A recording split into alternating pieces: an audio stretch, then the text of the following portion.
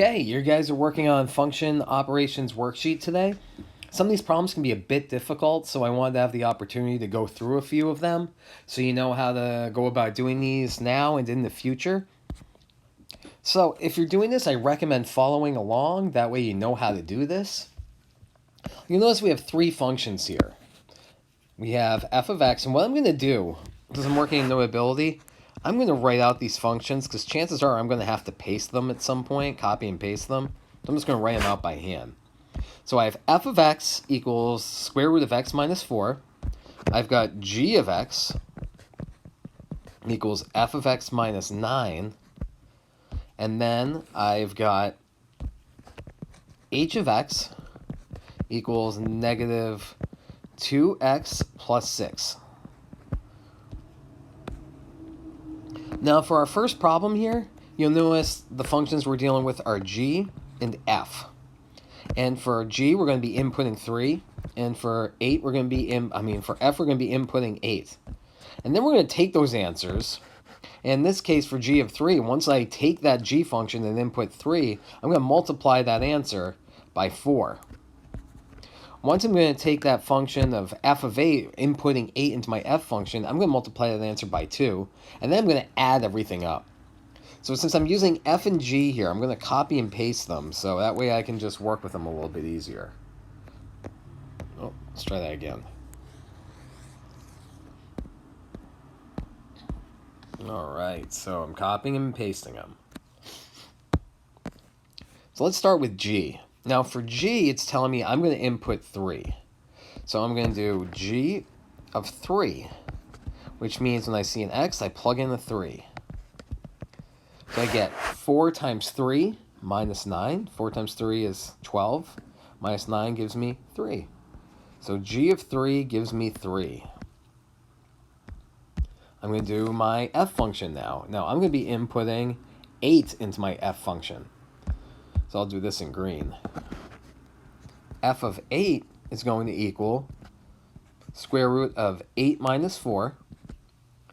And 8 minus 4 gives me 4. Square root of 4 gives me 2. So f of 8 gives me 2. All right, so that's cool now because now I know what these inputs give me.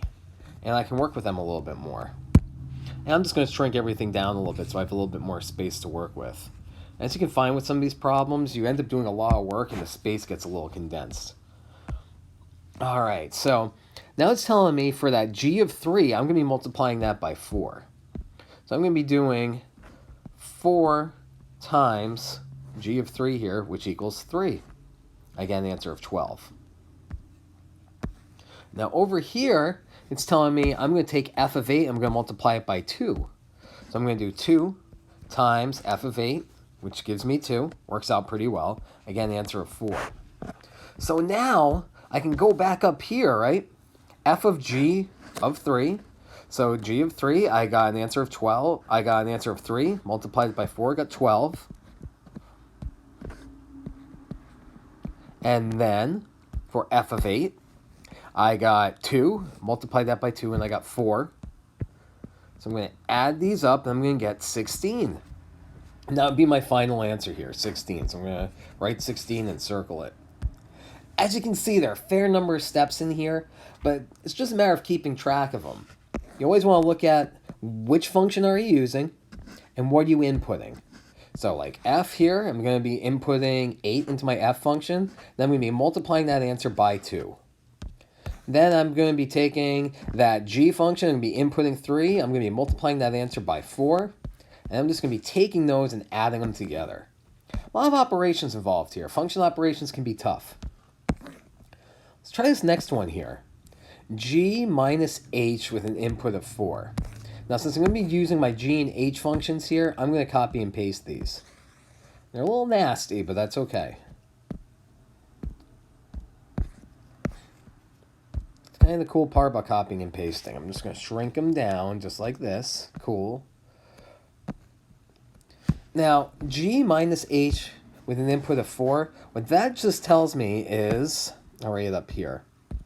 I'm going to be taking g of 4, and I'm going to be subtracting h of 4. So down here, I'm going to be inputting 4 into each of these functions. So, for my x here, I'm going to plug in 4. 4 times 4 minus 9. Notice I'm writing out all my steps.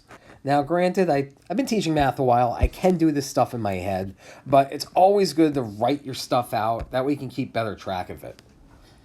So, I did g of 4. Again, all I did was I plugged in 4 for that input, solved it out, and I got an answer of 7. So I'm going to tuck that away. I'm going to need that in a little bit. Now, h of 4, again, I'm just going to plug in 4 for this function. So, negative 2 times 4 squared plus 6 times 4. 4 squared gives me 16 times negative 2 gives me negative 32. Plus 6 plus 4 gives me 24. It's okay. We all make mistakes. Now, negative 32 plus 24, I'm going to get an answer of negative 8. So now I know h of 4 gives me negative 8. And now they know all these, right? I know I'm going to take g of 4 here, which ends up being 7, as I just proved. I'm going to do 7 minus, and then h of 4, which I just solved out here, I got negative 8. I'm going to do minus negative 8. And hopefully this comes back to you a little bit. Maybe it's been a little while, but when you got subtracting a negative, it ends up being plus. So you get 7 plus 8. You get a final answer of 15. And I'm going to circle that. So as you can see, it can be a little tricky sometimes because you've got a lot of operations going on. But it's just a matter of inputting the right stuff and then taking care of what's going on. I'm going to do one more for you. Let's see, which one? Now, h of g here, I'll write this one out so you get an idea of what you're doing. Again, it's kind of like the distributive property. That means what you're going to do is you're going to take h of 6 and you're going to divide that by g of 6. So that's going to be a matter of inputting 6 into h, inputting 6 into g, and then dividing your answers. The one that's a little tricky down here is the one that involves a variable. Variables, they're not always fun. So I'm going to do that one out for you. Again, I'm just going to copy and paste the functions I'm going to use. It's always good to write out those functions or have them somewhere because, you're going to be using them. You want to refer to them. All right, so shrink it on down. Cool. Now, in this case, I'm going to take g of a, and I'm going to multiply it by h of a. We don't have inputs that are numbers now, but you're still doing the same thing. So instead of x, I'm just going to replace it with a. So I'm going to get 4a minus 9. That's all pretty easy, right? And then for h of a, I'll do this in a different color too to keep this straight. I'm going to replace my a with x. Don't be too thrown off by variables here. Again, it's just throwing them in here. And now it's telling me I'm going to be multiplying. Takes us back to a little bit of hopefully what you did last year. Multiplying polynomials. So we get 4a minus 9 times negative 2a squared plus 6a. And then a lot of teachers have different methods of what they call this. FOIL is one way. Here's what you do. I'm going to take 4a times negative 2a squared. 4 times negative 2 gives me negative 8. 8 to the first times 8 to a to the second gives me a to the third. Next, I'm going to do 4a times 6a. 4 times 6 gives me positive 24. A times a gives me a squared. Next, I'll use a different color here. I'm going to do negative 9 times negative 2a squared. Negative 9 times negative 2 gives me positive 18. And then a squared, got nothing to multiply that by, so it just stays together. And then last but not least, I'm going to do negative 9 times 6a. Negative 9 times 6 gives me negative 54a.